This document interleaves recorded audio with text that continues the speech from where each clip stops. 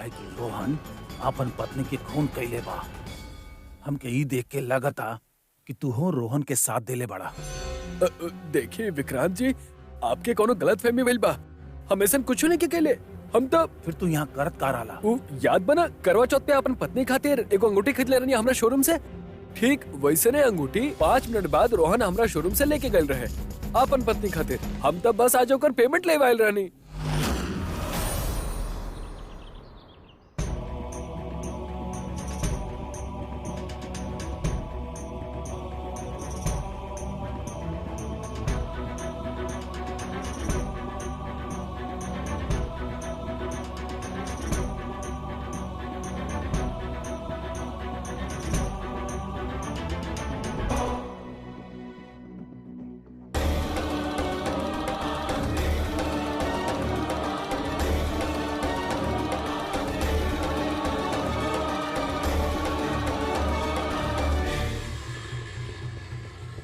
रोहन बेटा, हमने के प्लान के बारे में केहू के पता ना चले। अगर केहू के पता चल गई ना तो समझ लो हमने के प्लान चौपट। जी मॉम।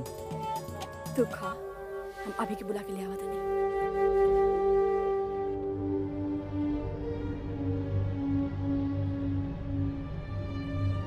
अभी बेटा चला, खाना तैयार बा, हमने के साथ खाना खा ला।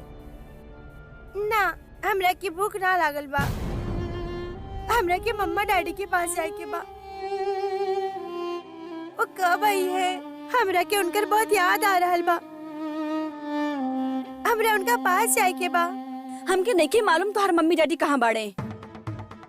Please bar bar mummy daddy का कर रहल बड़ा तू? अभी बेटा चला चला चुपचाप खाना खा ला। जब तक हम मम्मा और डैडी के आपकी और रोहन मामा के सीक्रेट के बारे में ना बता दे, तब तक हम खाना ना खाए। आप और रोहन मामा बहुत बैड बानी। हम ये बात मम्मा और डैडी के बता के ही रहा। नहीं के खाए के तो के ठीक बा। बाद में भूख लागे ना तो काका से बोल दिया, वो तो के खाना दे दिया। मम्मा डैडी आप दोनों कहाँ पर बानी? हमरा के आपके बहुत याद आ रहल बा। चलो बाबा खाना खा ला। ना, हमरा के मम्मा के हाथ से ही खाए के बा। काका मम्मी डैडी कब आई हैं? चला बेटा पहले खाना खा ला, बाद में हम बताएं।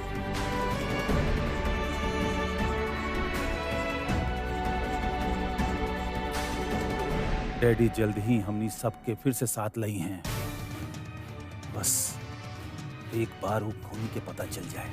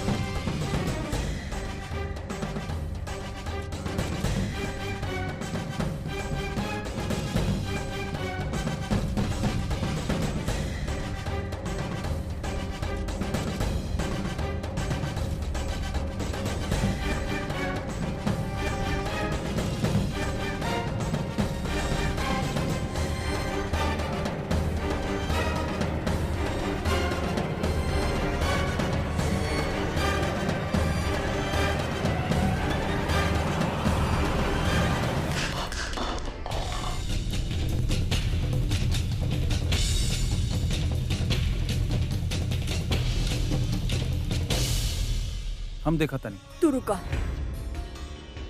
हमके लगा था अभी होगी। खिलत खिलत कुछ गिरा देले होगी। तू खा। I am telling you mom, ये लड़का नाक में दम कर देले बा। इट्स ओके बेटा, रिलैक्स, बच्चा हो। और वैसे भी तू गुस्सा मत होखियो। तू गुस्सा होखेला ना तो कुछ ना कुछ गड़बड़ कर देला। और और अब एक भी गलती ना कर सके निकी।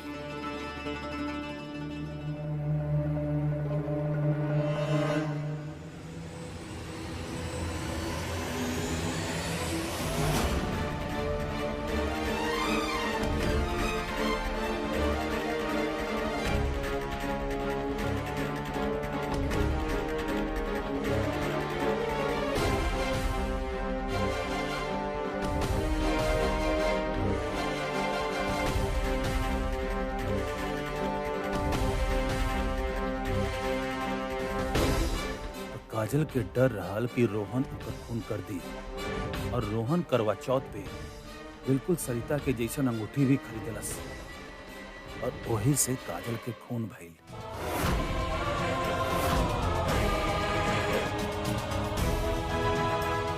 ई डायरी सबूत बा सरिता के बेगुनाही के, रोहन के गुनहगार होखला के।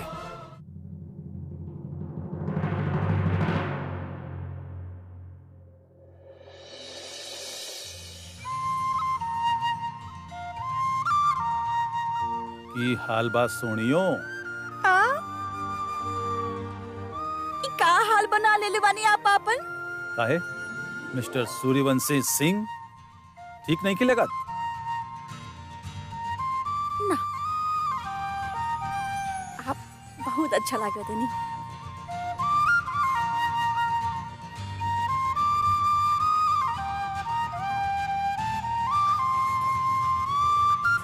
लेकिन ये सब काहे खातिर?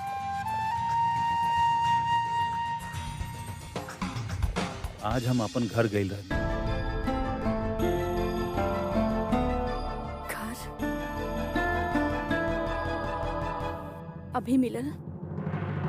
कैसन बाहू? बिल्कुल ठीक बा, बदल गइल बा थोड़ा अपन डैडी की तरह। तुम बदलले बाड़ू ना हम दोनों के। तू ओकरा देखल चाहताड़ू?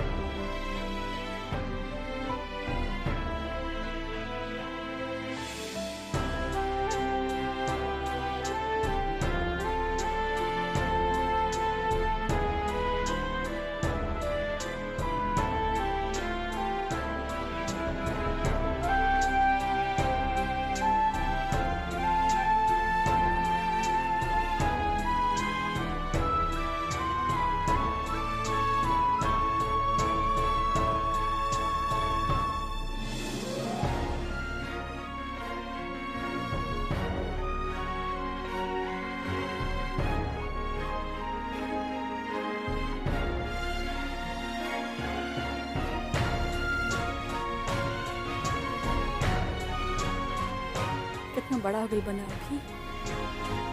तुहार परवरिश के नतीजा बा सरिता।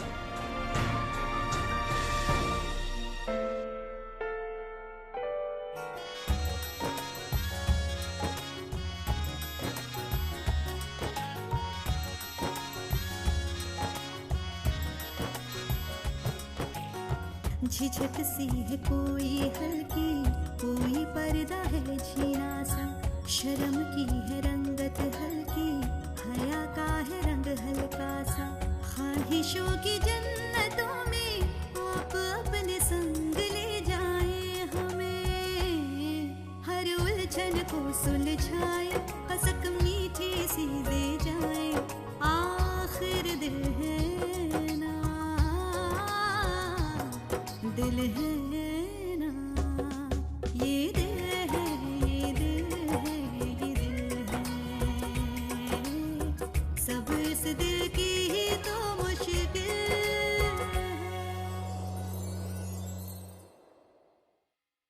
शीला, शीला, कहाँ चल गई?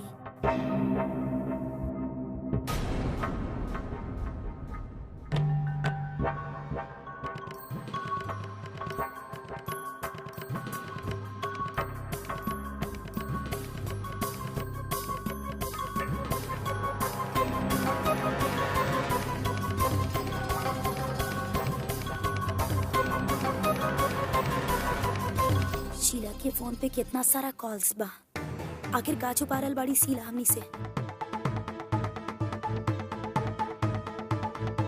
दुनिया चाहे जौन कहे, शादी तो हम तरह से करके रहब।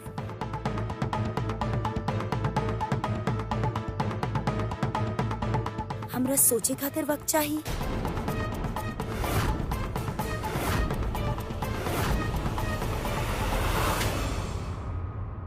भाभी, चोरी छुपे हमार मोबाइल चेक करत रहनी आप? जरा सा भी तमीज नहीं किया आपके कि ये तरह केहू के पीछे होकर मोबाइल चेक ना करेले? ननद पे जासूसी कइल का ये सीख ले बानी आप अपन टीवी सीरियल से?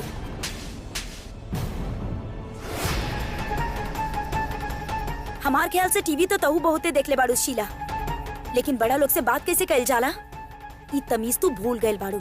और ई का बा तोहार फोन में? रोहन के इतना सारा कॉल्स, इतना सारा मैसेजेस। जी इंसान तोहार जिंदगी बर्बाद करे चाहेला तो ओकर साथ में जिंदगी बितावे चाहेलू? तू पागल हो गइल बाड़ू का? हम तो सपना में भी ना सोच ले रहनी कि तू इतना खुदगर्ज निकलबू। एक तरफ तोहार भाई बा जे हर वक्त शीला शीला शीला करेला, तू ओकर भरोसा तोड़ देलू शीला। तू एक बार भी ना सोचलू कि तोहार माँ बाबूजी तोहार भाई पे का बीती जब उनका ई पता चली कि उनकर बहन का गुल खिलावताड़ी।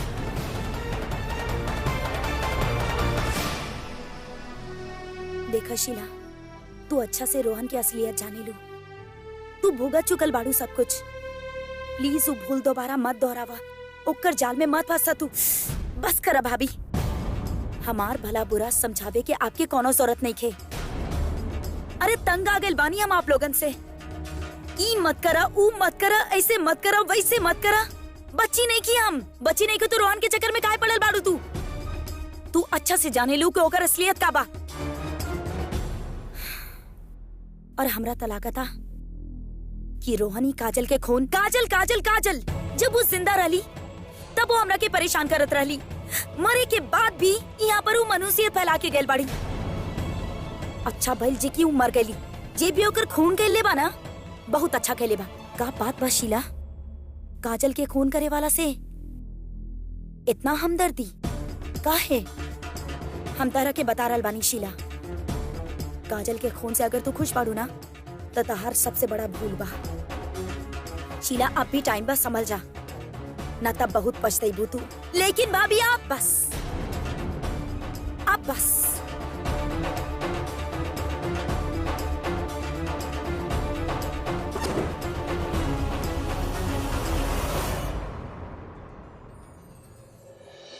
आई लव यू सरिता।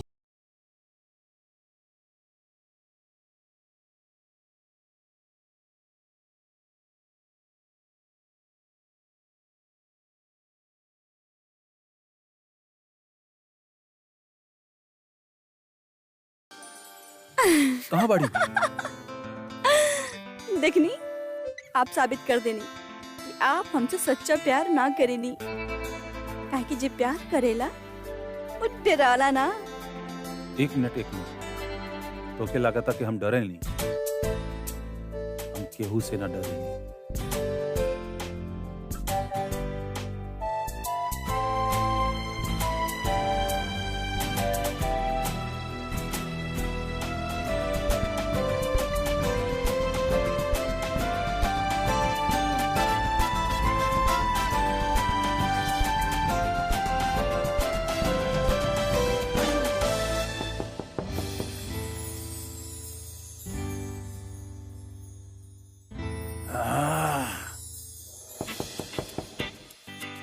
चाही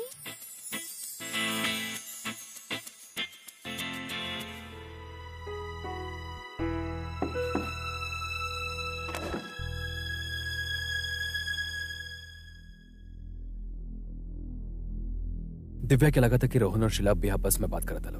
शीला भूल गई का कि रोहन ओकरा के कितना बड़ा धोखा दिया ले रहा। राज जी, आपकी शीला के मदद करे के ही होगी। वो खुद काहे आग से खेल रहल बिया। रोहन से डरला की कोनो जरूरत नहीं थी। हमारे हाथ एगो ऐसा सबूत लगल बा जैसे रोहन हमनी की जिंदगी से हमेशा हमेशा खातिर दूर रहे। ई डायरी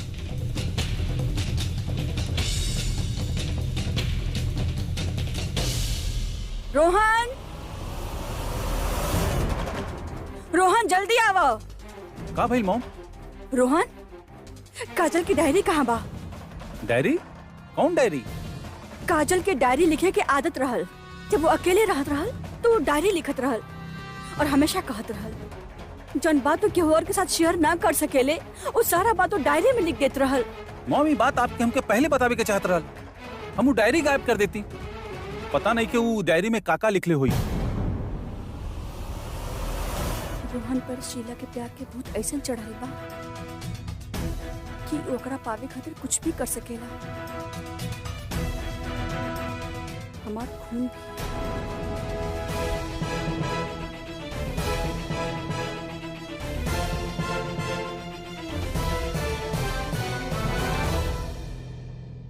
एकर मतलब बिल्कुल साफ बा। काजल के खीर में हीरा रोहनी में ले रहे। ताकि तू वो के अपने रास्ता से हटा सके। बिल्कुल सही कहलू तू। और हमार ख्याल से सारा सबूत पुलिस के दे देवे के चाहिए। जे तरह पे इल्जाम लगल बा वो सारा गलत साबित हो जाए। हम कल सुबह यह करब और तोके बेगुनाह साबित करब।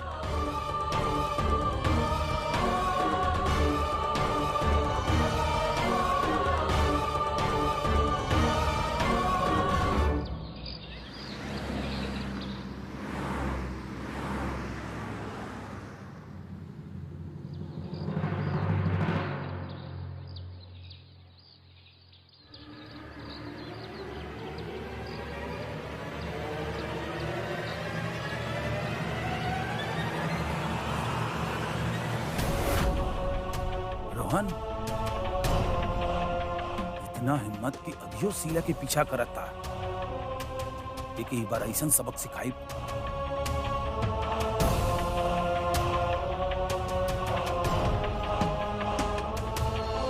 ये देखा तोरे लिए काले कैल बने।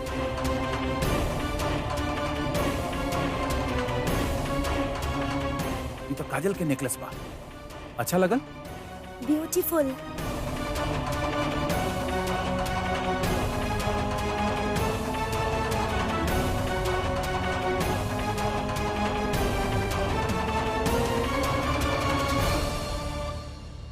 का भाई तू तो हमरा से शादी ना करल चाहत रहलू, तो अचानक ही बदलाव कैसन? वही से काहे कि हमरा खातिर प्यार से बढ़ के कुछ नहीं खे। और तू हमरा से सच्चा प्यार करेला। ऐसे शादी में हम तरह से ही करब। रोहन, हम बहुत सोचनी कि एगो आदर्श बेटी बन के दुखी होके से अच्छा बा कि हम अपन जिंदगी की सारा खुशी हासिल करी और दूसर के नजर में बुरा बन जाए। हमरा कोनो फर्क ना पड़ेला। ऐसे हम फैसला लेने की हम तरह के अपना ली। लेकिन तुहार भैया भाभी, तुहार फैमिली, वो सब के परवाह करब ना तो दुखी रह जाए। उनका हमार फिक्र ही नहीं के तो भला हम उनकर फिक्र काहे करी? अगर उनका हमार फिक्र रहत ना तो हमरा खातिर तरह जैसन हैंडसम लड़का चुनते। बाकी उबाड़े की रोहन, हमारा आप में हमेशा एक सपना रहे कि हम तरह जैसन हैंडसम लड़का से शादी करें। देखा रोहन, हमने के बीच जौन कुछ भी भइल वो भइल। प्यार में सब कुछ सही हो खेला और हमरा के पूरा भरोसा बतौरा पर कि ई बार तहार प्यार हमरा खातिर सच्चा बा। रोहन, ए बार हमने दोनों मिलके दुनिया से लड़े। शीला रोहन जैसन इंसान से शादी करे वाली बाड़ी, एगो खूनी से। एकर मतलब रोहन और शीला दोनों मिलल बाड़े। ये बात पहले काहे ना समझनी हम। शीला इतना खुदगर्ज होखी, इतना नीचे गिर जाई, ये केहू ही ना सोचले होखी।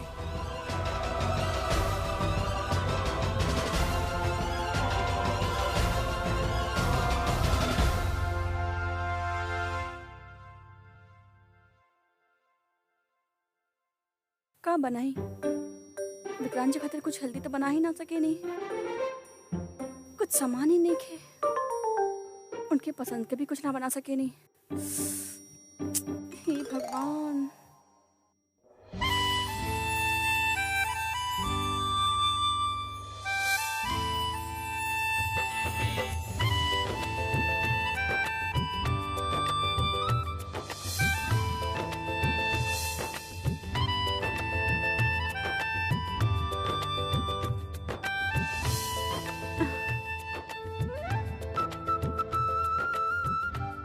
काश काश जिंदगी हमेशा ऐसा होके विक्रांत जी हर पल साथ होके। आप हमने के घर के तलाशी लेवे से नहीं रोक सकत मिस्टर राज। तो आपके लगा था कि हमने के विक्रांत और सरिता के अंदर छुपा के रख ले बा?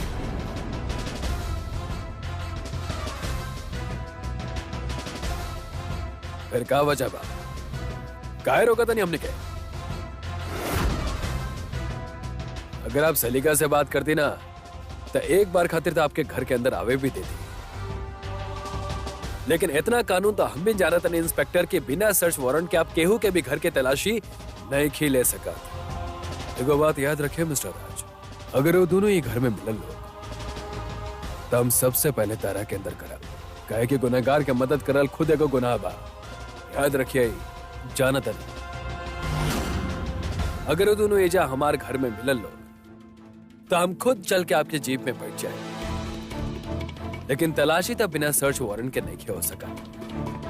तो आप जाएं और वारंट लेके आए। राज बेटा, वो दोनों तो बड़े ना यहाँ पे, तो लेवे दाना इनके तलाशी। अरे इनके तलाशी से कौन सा मार पकड़ी उछला था?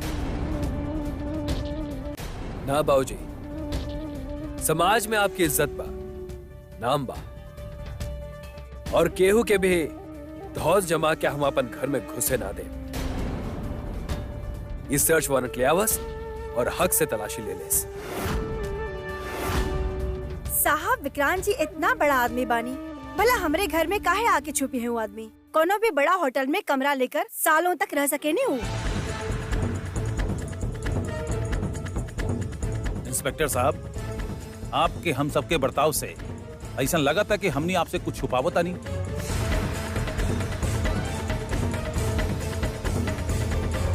और के ऊपर था ना, लेकिन हमार शक एकरा ऊपर बा। एकर बात से लगा था कि बहुत सारा राज छुपा हुआ था। इंस्पेक्टर साहब, ये हमार बेटा बा, झूठ ना बोलेला। इंस्पेक्टर साहब, हम हाथ जोड़ के विनती करता नहीं, एक घर के सबसे बड़ा बुजुर्ग है, हमरे बात का तो यकीन मानिए। सरता एक घर में नहीं थे, और अगर होत भी तो हम सबसे पहले आपके बताती। ठीक बा, हम आप सब लोग के बात पे भरोसा करत नहीं। देखिए, ये आप सब लोग से निवेदन बा, अगर दोनों ये चाहता लोग या आपके दिखता तो प्लीज पुलिस के इन्फॉर्म करो। ठीक बा।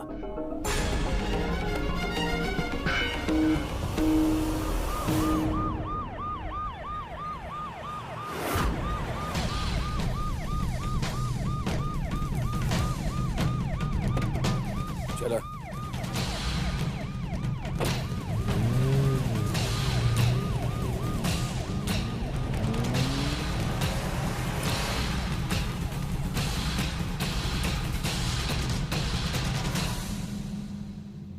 दिव्या, अगर तू लोग हमके बेगुनाह साबित केले में कामयाब ना भइला तो, अगर हमके अपन बाकी की जिंदगी जेल में ही बितावे के पड़ल तो हम विक्रांत जी के बिना कैसे जी पाई?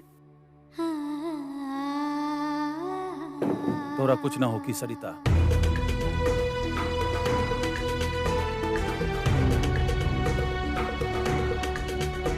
और हल बात हम दोनों के, हमने के कोई जुदा ना करी, कबो ना ए जन्म में न केहू और जन्म में। विक्रांत, आपके कोनो सबूत मिलल बा? सबूत ही ना दिव्या, पूरा कहानी। ई खून के कहले बा, कौन कौन जिम्मेदार बा, और ई खून के असली वजह का बा।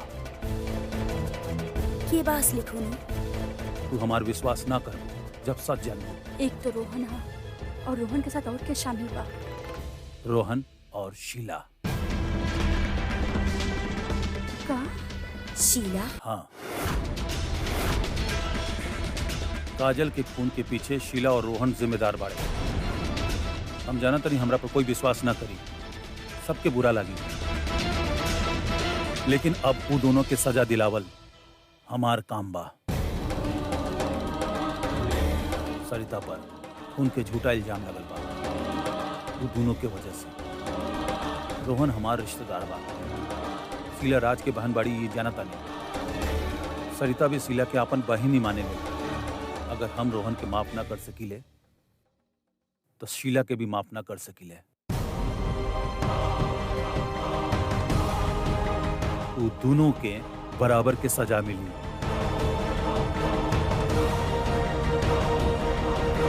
विक्रांत जी देखी, आपके जरूर कोनो गलत फहमी भइल होगी। आधा अधूरा सच के बिना पर केहू के किसी को न सरिता, ई कोनो आधा अधूरा सच नहीं खे जौन हम अपन आंख से देखनी, जो कान से सुनली बस वह कहा तानी।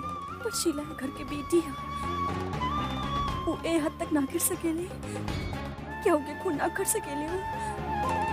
कौन के घर के बेटा बा या बेटी बा, जिसे का फर्क पड़ता। जे सच बा वो सच बा, और सच ही बा कि रोहन और शीला दोनों ई खून के कांड में शामिल बाड़े।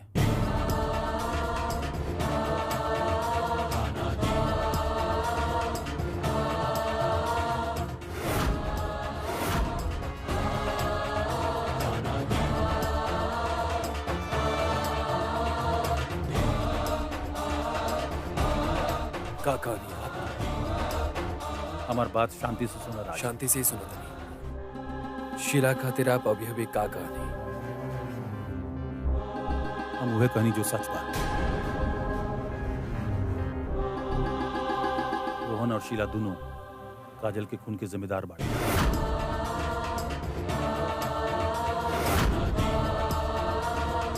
हम आज ये दोनों के दिमाग खराब हो गए बाप के। रिश्ता और परिवार की अहमियत आप समझे नहीं ना, यही से शायद उनका सत्य का वो पलल बढ़ल नहीं की। राज कैसन बात करत अड़ा? तो और का बात करी दिव्या? ये इंसान पे हमने के भरोसा करनी तब जब इनका पर केहू भरोसा ना करत रहे। और आज हम पे इल्जाम लगाओ नहीं, हमने पर आरोप लगाओ नहीं। अगर हम तोरे जगह होती तो हम भी यह सोचती। हमके भी बहुत बुरा लागत, गुस्सा आवत हमके, मगर हमार बीवी के सर पे एगो खून के इल्जाम लागल बा जो गलत बा, और हम साबित करे के कोशिश करतानी कि वो बेगुनाह बिया।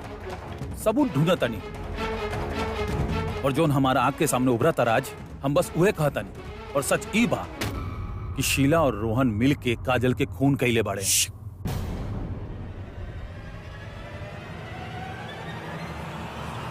सरिता जी, आपके क्या लगा था? आप तो शीला के अच्छा तरीके से जाने नहीं, है ना? आपके दोस्त दिया विक्रांत के जैसन आप भी ये मानता नहीं कि शीला रोहन के साथ मिलके काजल के खून के लिए पड़ी? बोली हम ही नाम माने नहीं, बस सुन लेनी आप, आपके पत्नी तक ही नहीं मानत। इंसान के परखे के तमीज सीखिए विक्रांत जी। कुछ दिन पहले ले आपके सरिता जी में को कातिल नजर आवत रहे, अब शीला में नजर आवता। अगर ये केस उलझल बाना तो सिर्फ आपके वजह से। हम मानता नहीं कि हमसे गलती भइल रहल राज। हम सरिता के जानने में गलती कैली रही, लेकिन ये बार कोनो गलती ना कैली है। जोन सच बा वो सच बा। बस अपन बहन के खिलाफ हम एक शब्द भी और नहीं की सुने की चाहत। कहीं ऐसा ना हो कि हम अपन आपा खो दिए और रिश्ता के मर्यादा भंग हो जाओ। राज हम भी नहीं की चाहत कि रिश्ता के मर्यादा भंग होके, और अगर तो के हम पर यकीन नहीं खे तो हम अपन बात साबित करके दिखाई।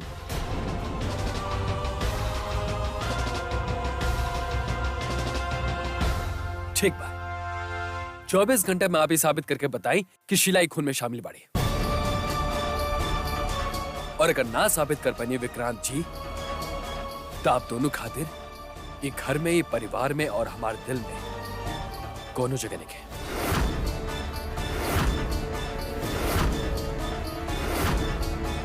हमेशा हमेशा खातिर जैसे दफा हो जाए।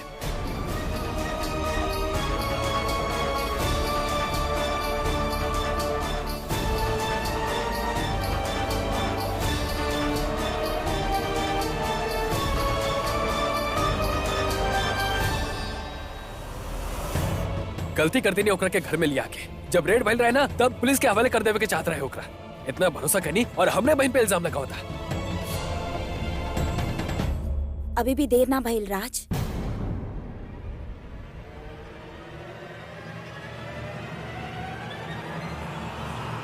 इला फोन, बुलावा पुलिस के, डलवा दो दोनों के जेल में। उनका साथ यह होके के चाहिए। ला फोन, बुलावा पुलिस के। अब का भइल, का सोचे लग गईला? कॉल करा राज।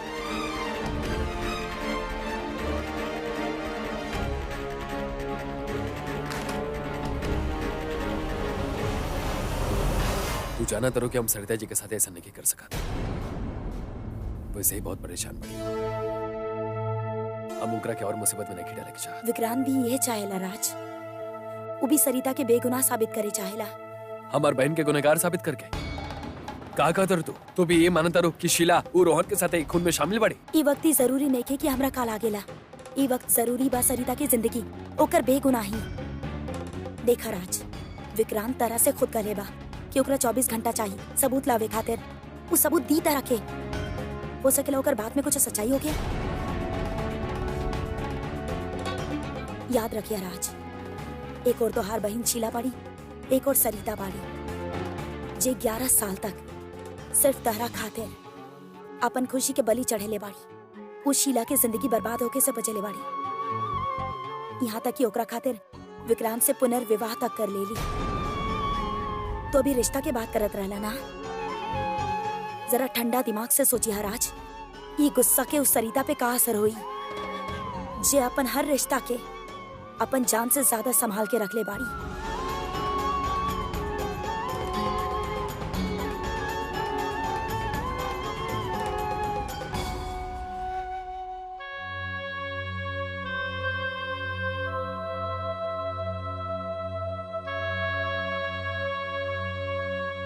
इली, पानी पी ली।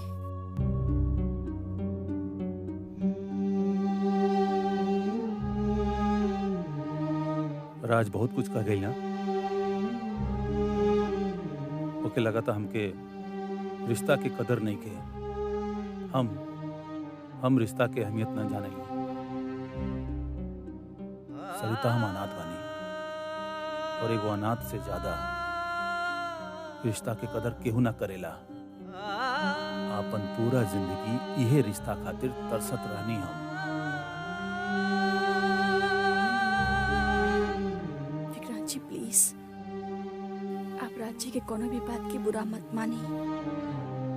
वो जॉन कुछ भी कह ले, गुस्सा में कह ले, दिल से कुछ भी ना कह ले,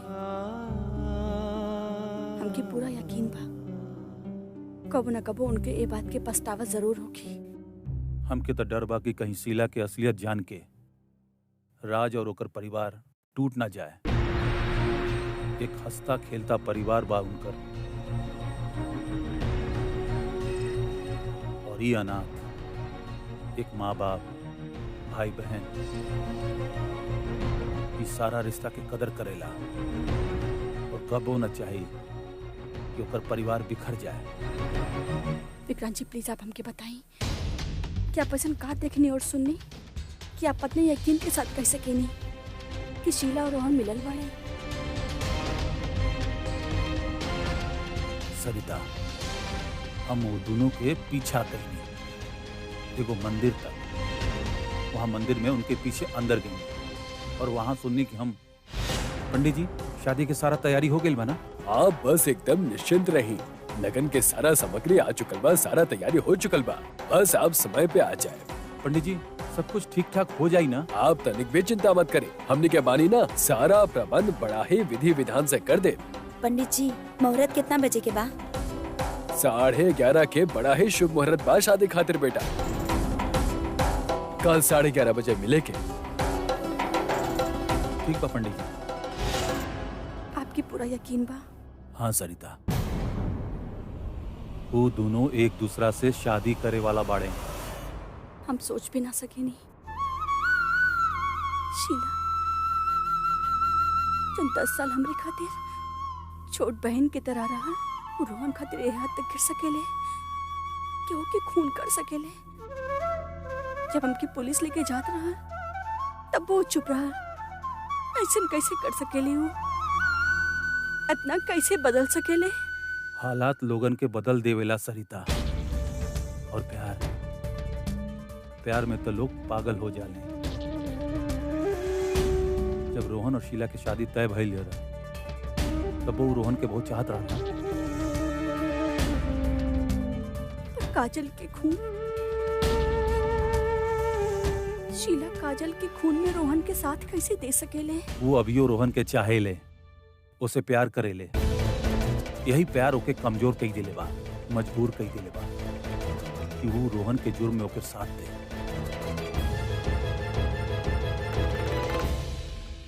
प्यार लोगन से कुछ भी करा सकेला।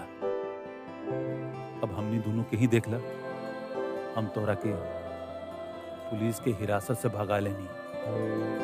आज हम दोनों मुजरिम बानी, फरार बानी। ई कोनो दीवानी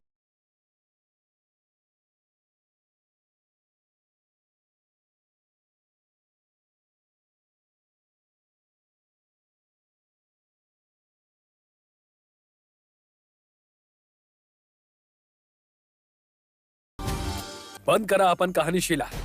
हम और झूठ नहीं के सुने के चाहत, हम सिर्फ सच जाने के चाहत नहीं। भैया हम सच बोला तानी। तो हर केहू हमार भरोसा के झूठा काहे साबित कर रहा था?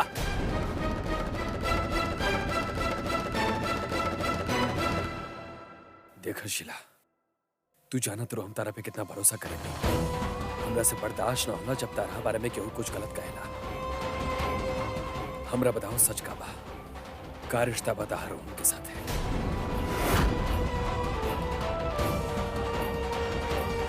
तारा से बात करता नहीं हम। राज,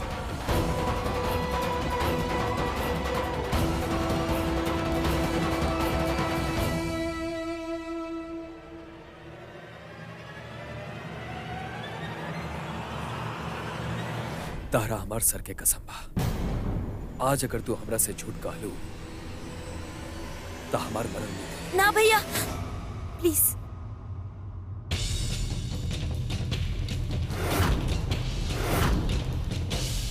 हाँ, बा हमार रोहन के साथ रिश्ता।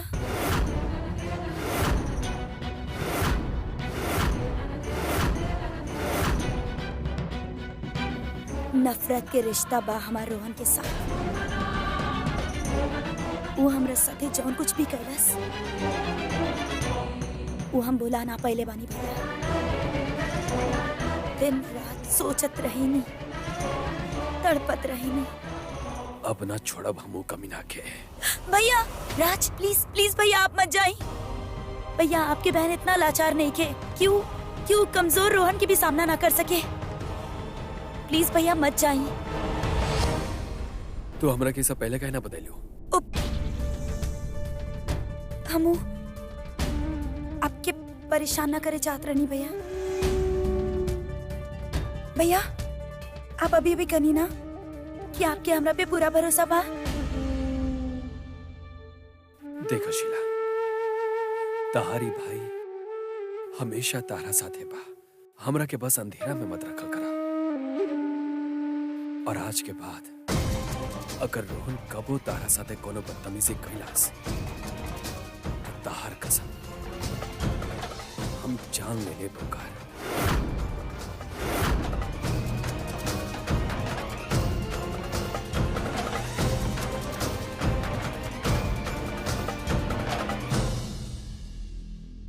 हमरा शीला के बात पे यकीन ना हो रहल बा। कोनो न कोनो बात तो जरूर बा जो हमनी सबसे छुपा रहल बाड़ी। आज ये गलतफहमी की वजह से राज और विक्रांत के रिश्ता टूटे के नौबत पर आ गई रहे। आज तो सरिता की वजह से बात संभल गई। बाकी अगर सचमुच शीला और रोहन के कोनो रिश्ता बा, तब पता ना राज और विक्रांत आगे का करी है।